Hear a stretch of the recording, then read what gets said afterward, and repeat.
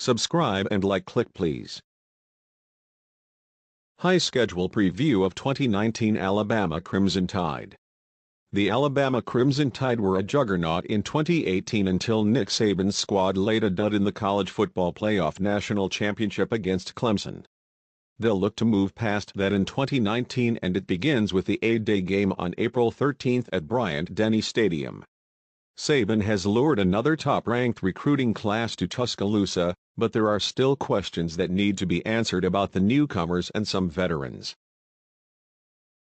Nick Saban is breaking in 7 new coaches on his coaching staff this spring. It will be interesting to follow such a high turnover ratio for one off-season. Last year he brought in 6 new coaches. Saban is the lone coach remaining from Alabama's most recent national title team. Tide fans will recognize 2 of the names that are part of the changes. Steve Sarkisian is back for a second stint as offensive coordinator after serving in the same role with the Atlanta Falcons the past 2 seasons. And Sal Sunseri, who was on Saban's staff from 2009-11, returns as linebackers coach. The other new assistants are defensive coordinator Pete Golding, defensive line coach Brian Baker, running backs coach Charles Huff, receivers coach Holman Wiggins, and safeties coach Charles Kelly.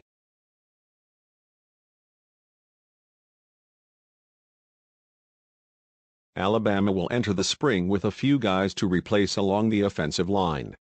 All-American tackle Jonah Williams and interior offensive lineman Ross Perschbacher are both no longer on campus.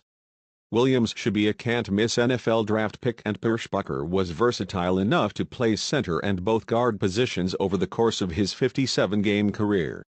Jedrick Wills and Alex Leatherwood return, but it will be interesting to see how this unit comes together with a mix of returning starters and young recruits straight from high school. Mack Wilson has departed for the NFL, and while Nick Saban's defense returns Anfernee Jennings and Terrell Lewis on the edge, all eyes will be on junior Dylan Moses. Can Moses emerge as the leader of this unit?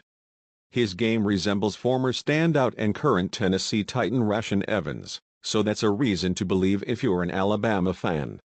If Moses can emerge as the Mike linebacker of this unit, then all is well in T-Town with what is usually a stacked group of backers. Just how good can Najee Harris be? We're about to find out. Josh Jacobs and Damian Harris have departed for the NFL, and Najee Harris is expected to be the featured back. We know Alabama always has a handful of talented running backs, which will include Brian Robinson this year, but Harris has a chance to be the primary ball carrier for the Crimson Tide.